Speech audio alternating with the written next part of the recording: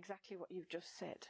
So I want you to, in your own way, visualise her, however vivid, however vague, what she was wearing, how she was feeling, because it's cool, and tell her that now, because she hasn't got the wisdom of experience. She doesn't know it's going to be banned and people are going to start calling you smelly and things because it's all in your hair and your clothes and stuff. She doesn't know what's about to happen with people discovering that she smokes. Tell her her future and what you'd like her to contemplate right now. Just tell her what you just told me, that it's not particularly cool now.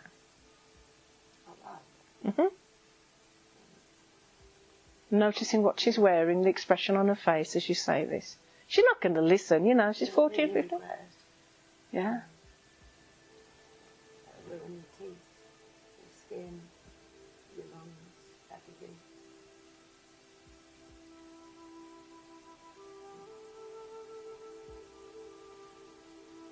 Okay, back to being 14, 15-year-old Amy. How does she react?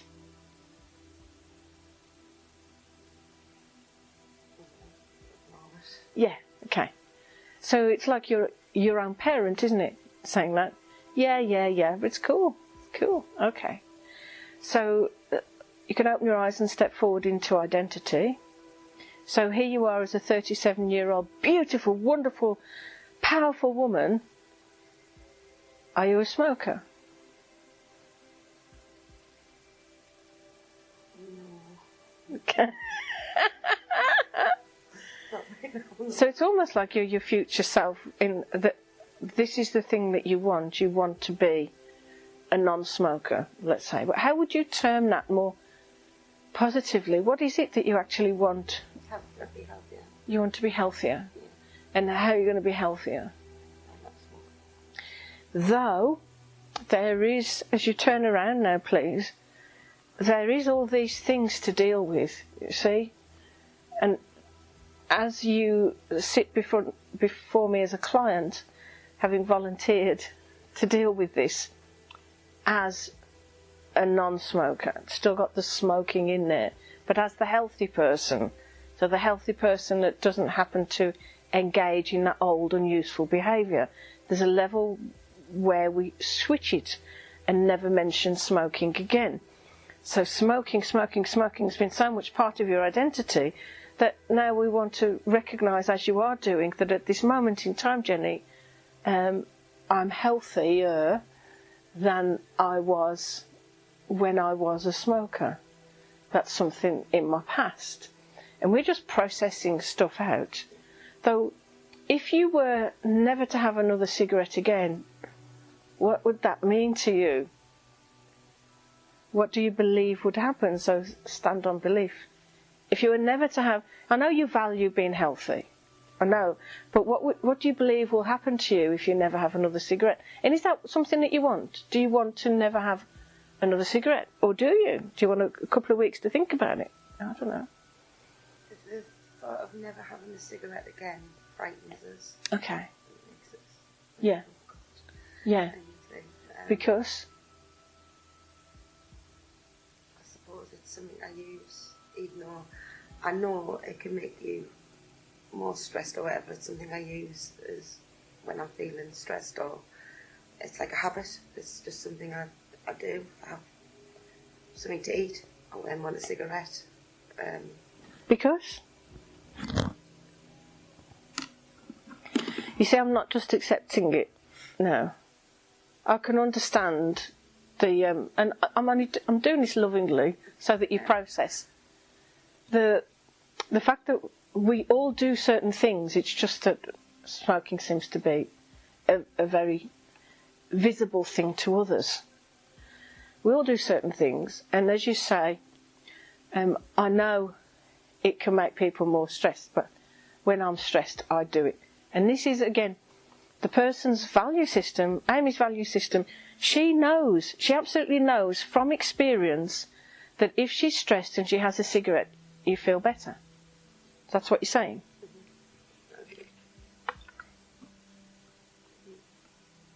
Yeah. Is it true? No. So close your eyes for a moment, because we're into beliefs and values, which are really strong. All of these are strong. But at this moment in time, you are 37-year-old Amy that now smokes or would have the next cigarette for completely different reasons to why 14, 15, 16, 17, 18, 20-year-old Amy would be having a cigarette. Is that true? Yeah. Probably? Yeah. Meta-questioning? Probably. So, as 37-year-old Amy, think about the state that you are usually in, and let's say the last cigarette. The state you're in before the cigarette, and then after having the first puff of the cigarette, how your state changes by utilising the cigarette to help you change state. State before, what name would you give it? I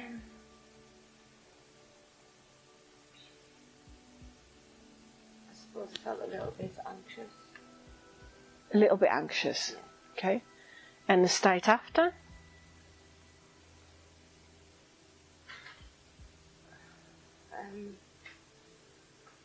I felt better because I'd had the cigarette, but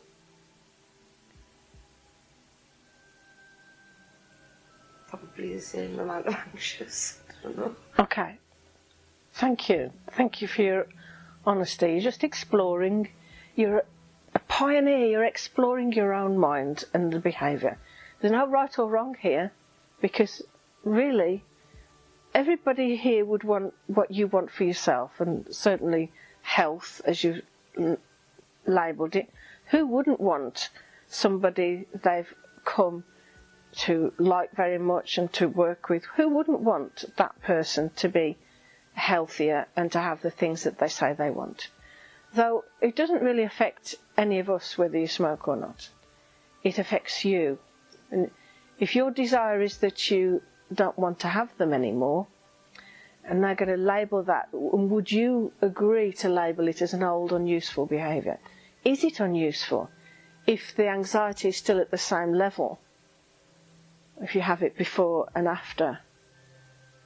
Yeah, I think just in that very moment it makes me feel a bit better, but Okay. that's, yeah. And it could be because of its anaesthetic qualities. It does kind of deaden things, because at that time you smell things less. Mm-hmm. You feel your feelings less. If you were in pain, it would be less. It takes the edge off, because it's an anaesthetic. That's why it's tricky, because it can either G you up because of its stimulant properties, or it can slow you down, deaden you to stimuli, which is what the anaesthetic part can numb you. There's like little hairs in the nose and the back of the throat and stuff that link to the brain, and all of a sudden it's all about a pleasant numbness. So this is the truth of the physicality of a cigarette, but what it's doing.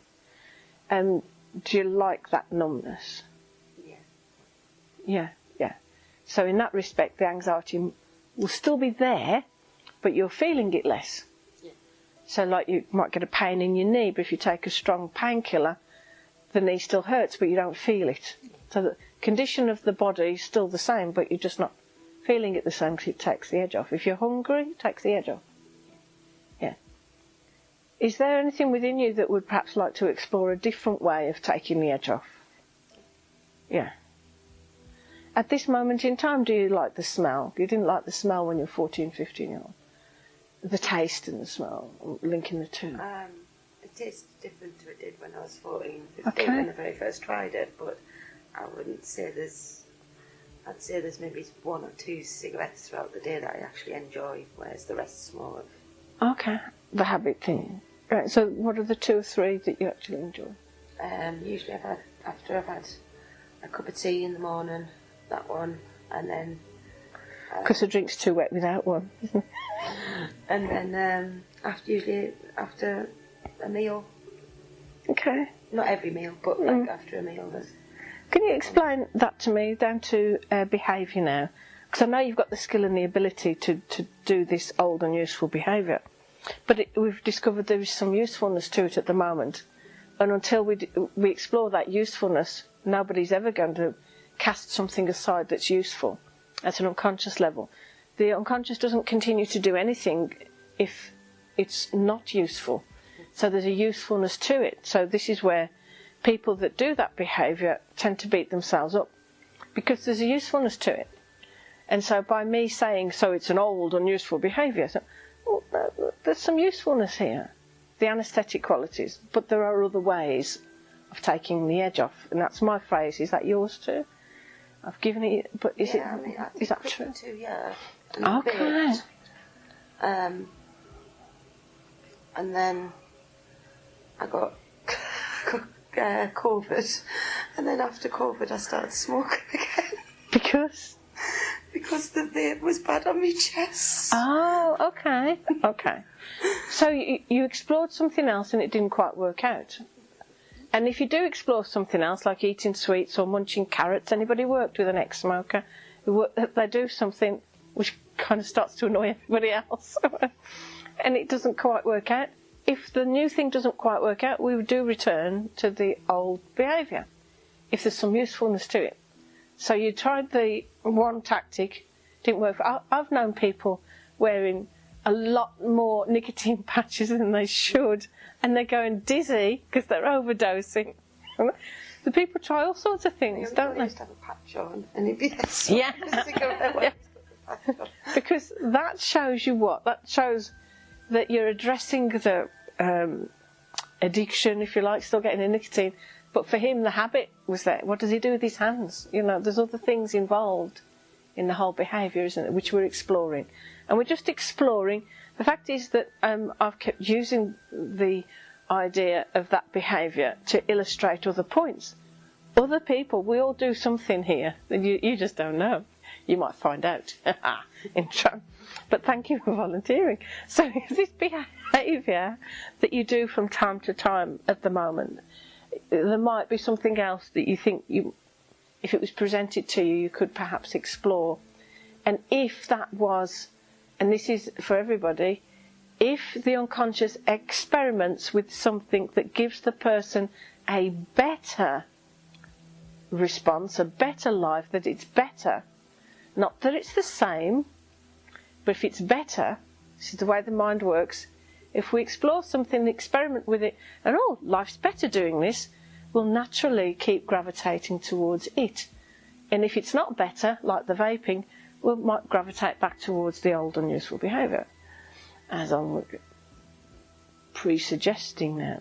So, we know at the moment there's no cigarettes in this place, so please go on to environment again.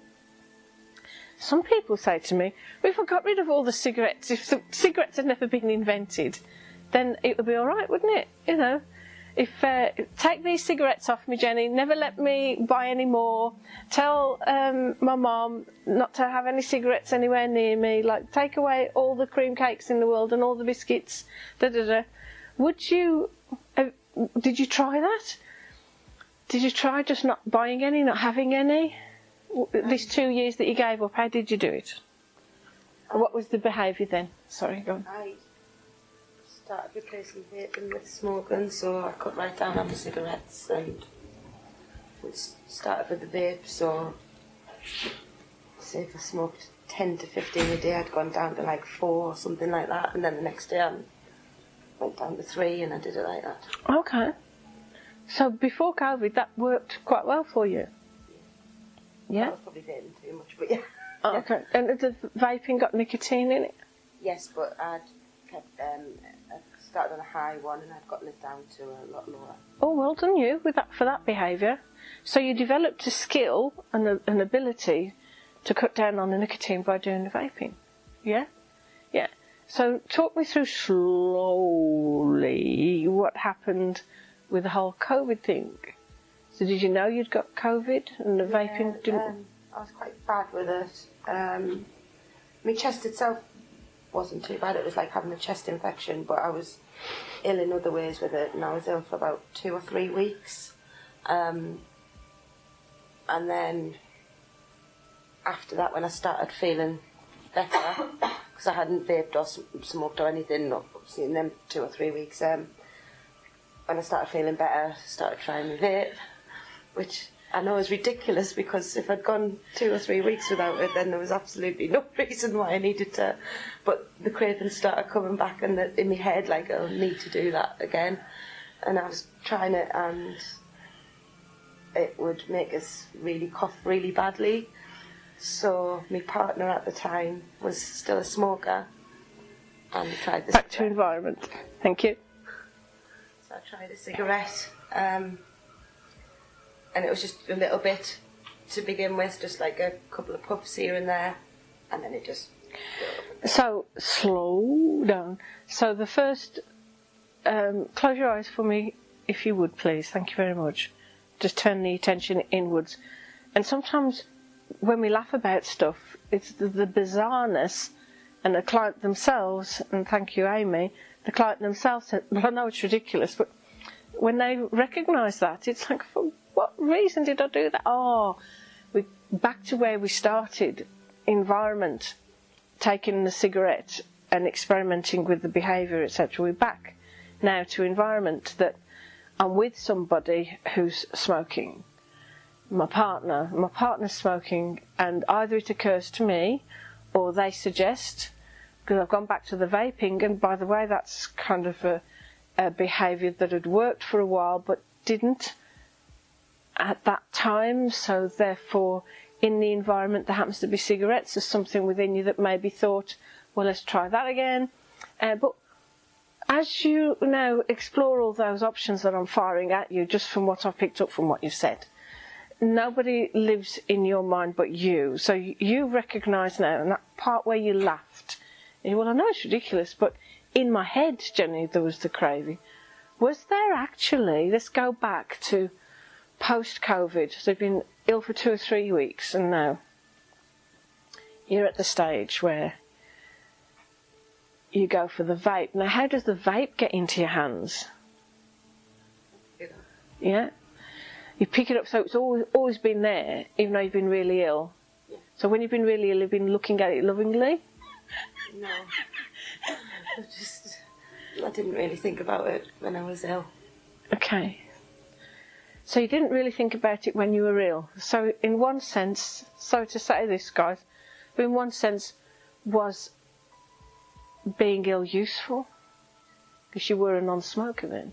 Yes, it was. Yeah. In one sense, if you really, really, really, really, really now wanted to stop, would having COVID be a way to stop? Yes.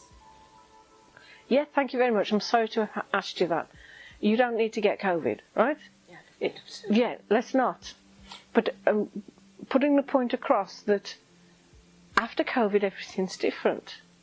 We can gravitate back to old behaviours, or you can do something else instead. But we don't really know what that something else is yet. It's in your unconscious.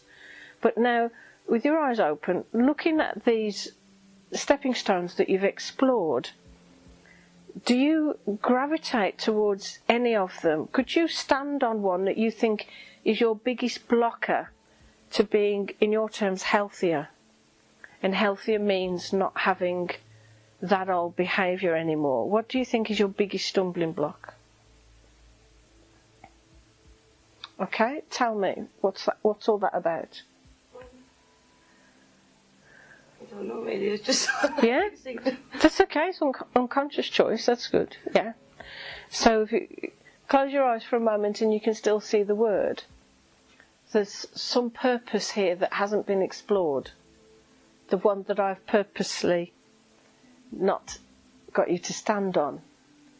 There's some purpose here.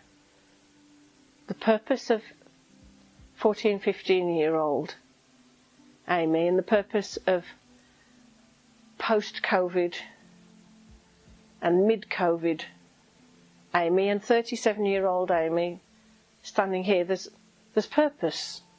And maybe the purpose is different in all cases, I don't know. Maybe it's the same purpose. What purpose does this old behaviour, because it is old, it's been since you were 14, 15, what purpose does this old behaviour have for you now? For it's not really about what's happened before. Now it's the present moment, and it's not really about stopping the old behaviour, it's about for what reason you might want that behaviour again. What do you think is the purpose of it? For what reason would you put another into your mouth? Nothing goes into this body without your permission, by the way. And so you give it permission, you do the unconscious acts. What purpose is it serving? Comfort. Okay. Comfort. So as you imagine now, go a little bit down deeper. You can still stand where you're standing. As you're recognising now comfort, everybody wants comfort. We all want comfort. We need to be comforted from time to time. Comfort and ease. Just standing where you're standing. Comfort. The purpose of all this is comfort. At this moment in time, and perhaps even the next one that you take in to this body, for some reason, your reasons, other people's reasons too, brings a sense of comfort and ease. You're seeking comfort. That for you is the functional purpose of this behaviour. And we want you to have comfort. You want you to have comfort. We all want comfort. And yet we do comfort in other ways. We out here on the outside of you, we seek comfort and we do comfort in our way. You do comfort in your way. I'm glad that you found something to give you that sense of comfort. But you know, there is this future self. Future Amy would like to explore other ways of giving herself comfort. And at this moment in time, you don't know what those are. Though as you appeared as a ghost from the future to 14, 15-year-old Amy, so there is future Amy calling your name, the one that is healthier, fitter, stronger, and is still seeking comfort, though seeks comfort in a different way, as you are kind of now beginning to recognise that there are other people around you and in life generally, but around you here in this very room, that get anxiety and find comfort in other ways. I'm not saying that everybody else's way is right, though there are different ways. As you explore that in your own mind now, and you're thinking about that purpose of that behaviour, if you could talk from the perspective of the comfort part, as we call this part therapy, there's a part of you seeking comfort. That comfort part, what do you have to say about this particular behaviour? Is it comfort? Is the purpose of all this now comfort? Because it was different for 14, 15-year-old Amy. Is it comfort?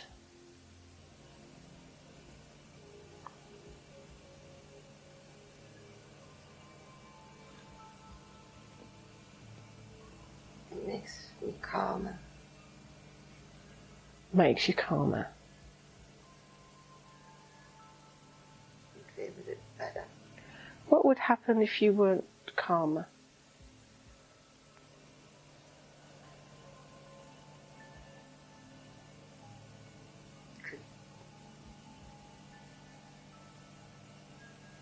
Get panicky. What would happen if you got panicky? I'd embarrass myself. And what would happen if you embarrassed yourself? Wouldn't feel very nice. Wouldn't feel very nice. So now you've explored all of this and you know the purpose. You're doing something to stop embarrassing yourself, to prevent that ever happening. You're doing this thing in order to keep you calm, to bring you comfort. You're doing this thing because there's purpose behind this behaviour. This isn't just a random behaviour that I shouldn't do and all of that and it's stopping me from being healthier. Now you've explored the purpose. Maybe there's a part of you that will start to explore better ways, not the same ways, different ways, improved ways of bringing that comfort and ease, to lowering the anxiety, to recognise within you that any sort of embarrassment, I take it you were embarrassed before being 14 and 15, that you handled that. Yeah. In fact, can you think of a time before 14, 15 that you were embarrassed and maybe you never want to experience that again? What was that all about? You recovered, I know, though. Can you think of a time? Is there a time that you were embarrassed?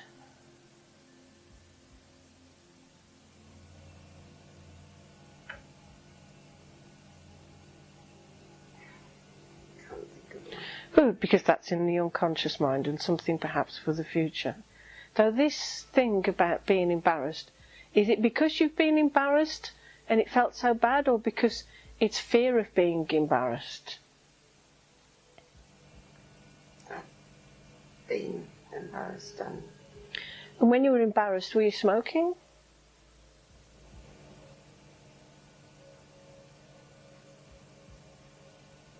No. So what age?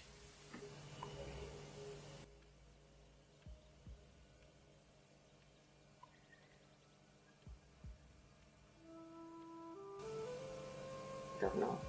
Okay. So this idea of being embarrassed is so profound within you that you want to stop it ever happening again, because that's what this behaviour stops. Is it? Yeah. Okay. Thank you. Okay. So you can open your eyes now, Amy.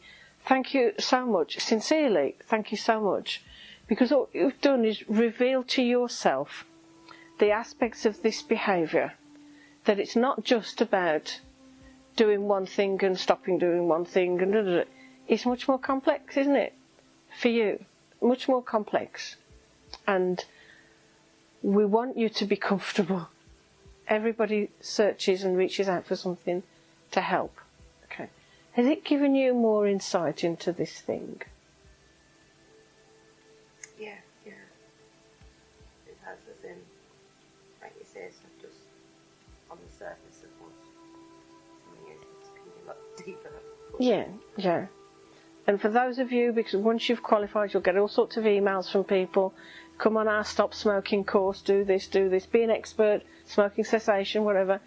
How the person does their behaviour is how that person does their behaviour, for those reasons. So in this case, smoking is the presenting problem, but that you've just discovered there, that's big stuff, isn't it? You know? Yeah. Yeah. How do you feel? A bit upset, isn't it? Yes, of course you do. So would you like to, yes. Your honesty in revealing it to yourself, etc.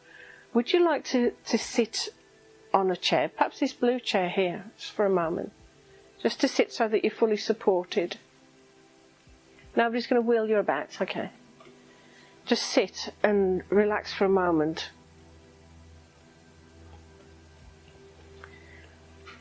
Because that's a piece of work you just did there. That's a lot of work. Okay. You say, do you like my shiny? Ooh. So, shiny. This is just something to focus upon. And you know the eye fixation thing?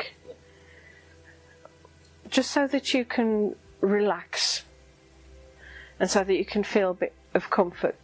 You reveal to yourself everything that you need, and thank you very much for allowing other people to witness that, because they know how to work with you now. But all I want to do, with your permission, is just bring you back into balance. Okay, so just have a look at this, the eye fixation thing. And I know people think about fob watches, etc. But just follow it with your eyes. Just notice how it goes bigger when it comes towards you and smaller as it goes further away. And there'll be a certain point where your eyelids will become so droopy, drowsy, lazy, that you will just allow, be very aware of the word, you will just allow the eyes to close. Easily, gently, slowly, as you allow yourself, that's it, to relax in comfort and ease. That's all we want right now for Amy, comfort and ease. So much processing has happened. More comfort and more ease than ever before.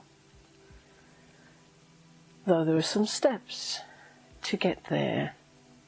7 steps, and with each descending number there is more comfort and more ease.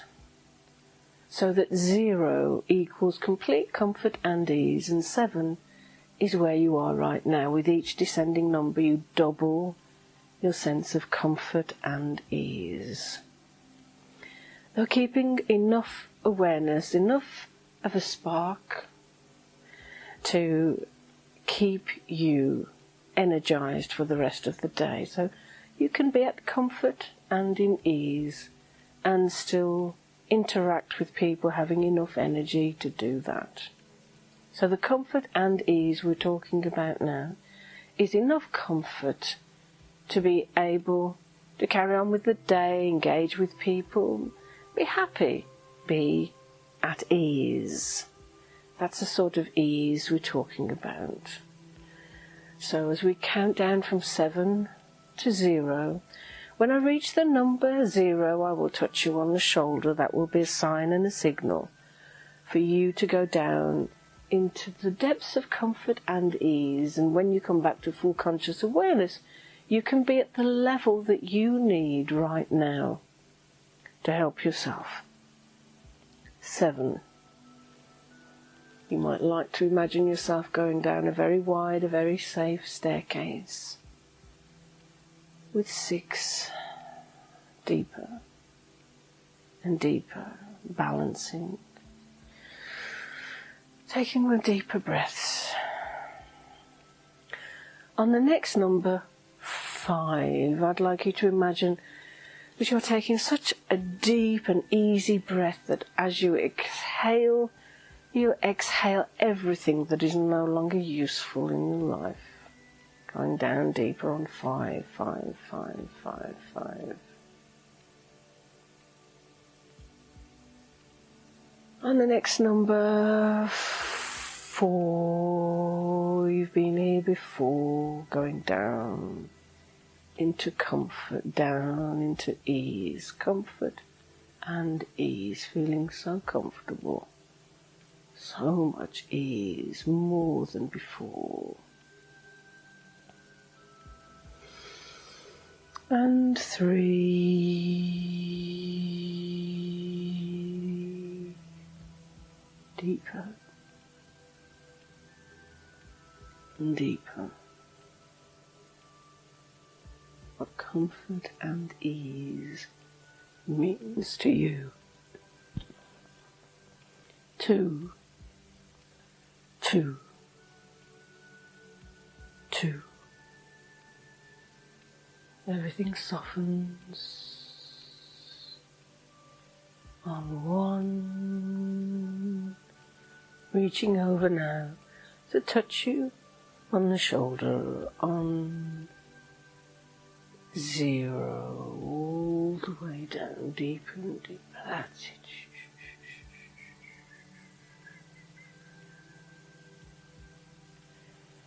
When I release my hand, it's like a big weight has been taken off your shoulders. Lightness and ease throughout your entire body now.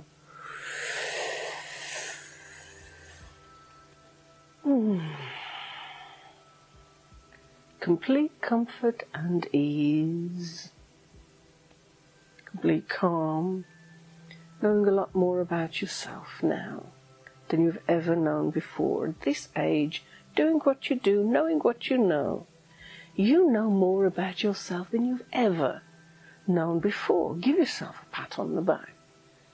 Because now, at this moment in time, you know more about life, yourself, other people, your own body, all of your behaviours, your beliefs, your skills, your abilities, your environment and its impact upon you, your values, your identity, your sense of purpose.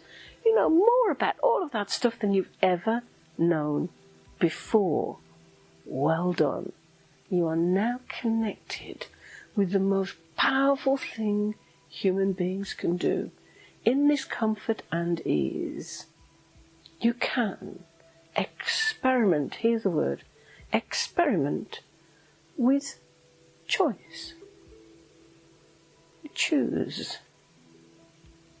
Everything you do from this moment on is a choice, and you can explore that choice and experiment with other choices, because that's how powerful you are. 14, 15 years old, there wasn't that much choice available, and the environment impacted on you so much there seemed only one choice, and now there are many. Being the age you are, knowing what you know, you choose. From this moment on, you focus on what's important to you with expanded awareness far more than ever before, because you have your comfort and ease available to you all of the time. In a moment then, coming back to full conscious awareness, feeling good, feeling better than before, wondering when we're going to have a break, which is very, very soon, everybody. In a moment, coming back to full conscious awareness with comfort and ease at the appropriate number to you. Now that you've retrieved it, you keep it with you. It's your new best friend. Comfort and ease available to you whenever you want it. Now. 1, rising up like a beautiful bubble to the surface of the sea. 2, feeling balanced and perfect, perfect and balanced, balanced in every way. 3, coming up further now, calmly, confident and completely relaxed. 4, these good feelings stay with you now and forever. And 5, open your eyes and stretch and smile.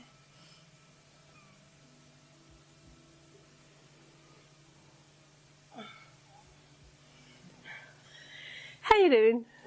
You can come back and sit over here now. Yeah, I think a round of applause. Yay! Thank you very much, Amy. Thank you. Yes.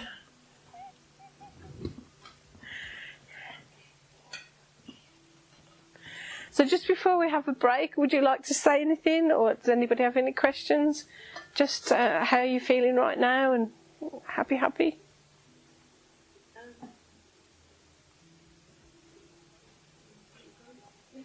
Yes! Isn't it amazing how quickly we can change our state when guided? Was that insightful? Yeah, because if I'd just been asked why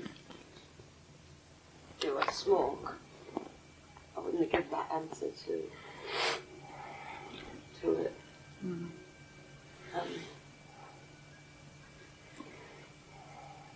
Yes, weird. Does the answer feel true for you? We like weird. Yeah, but the whole thing just feels like weird of how it got to there, you know. Do you know how the purpose changed from when you were 14 to now? Weird how that changed. No, I was saying like, oh, I do it because I would like be embarrassed like that. It was like really strange for us to realise that that's